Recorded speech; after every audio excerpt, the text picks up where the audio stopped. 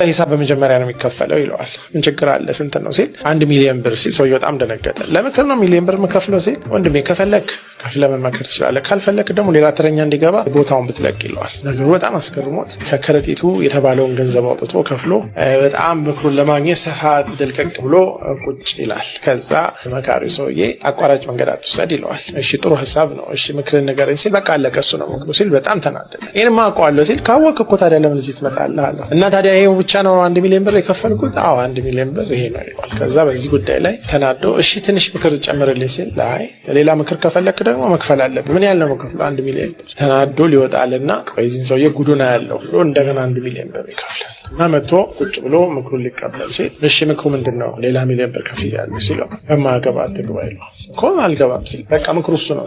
አሁን ጭራሽ ሰውየው ሊነቅል ሆነ። እሱ 1 ሚሊዮን ብር ለማግኘት ምን ያህል እንደሚደክም ያውቃልና ተናዶ ከክፍሉ በሩን ደርግሞ ሲወጣ ሰዎች አግኝተውት ምነው ምናናደደው ሲል ይህ ሰውዬ ይቀልዳል ባካችሁ፣ ምክር እያለ የምናውቀውን ነገር እየነገረ ገንዘባችን ሊጨርስ ነው ሲል አይ የዚህ ሰውዬ ምክር በጣም ጠቃሚ ነው፣ ይሰራል፣ ይጠቅሞታል፣ ግድ የለውም ሲባል አሁን ለመጨረሻ ጊዜ አንድ ምክር ብቻ ወስዳለሁ ብሎ ሌላ 1 ሚሊዮን ብር ከፍሎ እንደገና ወረፋውን ጠብቆ ሲገባ እሺ አሁን መጥቻለሁ፣ ምን አለ እባክህ ጌታው እኔ 2-3 ዓመት ነው የምጓዘውና ዝም ብለህ የማውቀውን ነገር ከምትነግረኝ ደህና ምክር ብትሰጠኝ የመጨረሻ እድል ነው የምሰጥህ ብሎ ቁጭ ሲል አየውና ምክር እኮ ዋናው ብዛቱ አይደለም፣ አንደኛ ጥራቱ ነው፣ ሁለተኛ አንተ ሄደህ ያንን ነገር መተግበርህ ነው እንጂ ማወቅህ አይደለም ይለውና እሺ በቃ ተወው አሁን ጊዜ የለኝም ምክሩን ስጠኝ ሲለው ሳታጣራ ምንም ነገር አታድርግ ይለዋል። እሺ አላደርግም ግን ምክሩ ሲለው እሱ ነው ምክሩ ይላል። በቃ እንደተናደደ ጥሎ ይሄዳል። በሳምንት በማይሞላ ጊዜ ውስጥ ወደ ንግድ ጉዞ መንገድ ይጀምራል እና ብዙ እየሄደ እያለ ነጋዴዎች የሚያልፉበት አንድ የሚፈራ ስፍራ አካባቢ ሲደርስ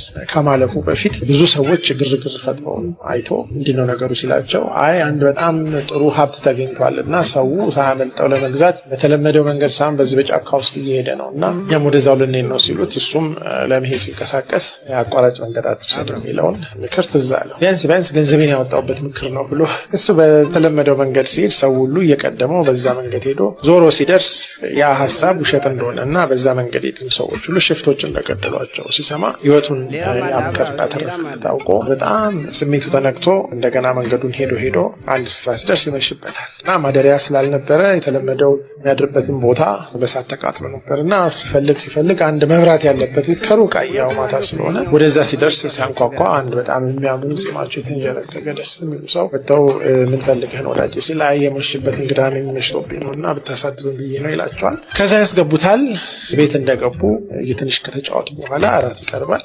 እራት ከቀረበ በኋላ ባለቤትየው ከጓዳ ሲወጡ በጣም የሚያስፈሩ ሴትዮ ትልቅ ጺም አላቸው፣ አጭር ሰው ናቸው፣ አይናቸው ያስፈራል እና ባለቤቴን ተዋወቃት ሲላቸው እጅ ነስቶ ሰላምታ ካላቸው በኋላ ነገሩ እየከነከነው የበላ ያለ ከራት በኋላ ሴትዮዋ ተሰናብተው ሲወጡ ዶርሶን የመሰለ ሰው እንዲህ አውሬ የሚመስሉ ሴትዮ ለምን አገቡ ሰው እንዲህ ጥሩ ሰውና ሴትዮዋ ደግሞ በጣም ተጫጫም ስለሆኑ ልምከረው ይሄን ሰውዬ ብሎ ከዛ ሁለተኛው ምክር ተዛ በማያገባት አሁንም ጥርሱን ነክሶ ቢያንስ ከፍዬበታለሁ ብሎ ጸጥ ብሎ ያውን አሳዩት አደረ።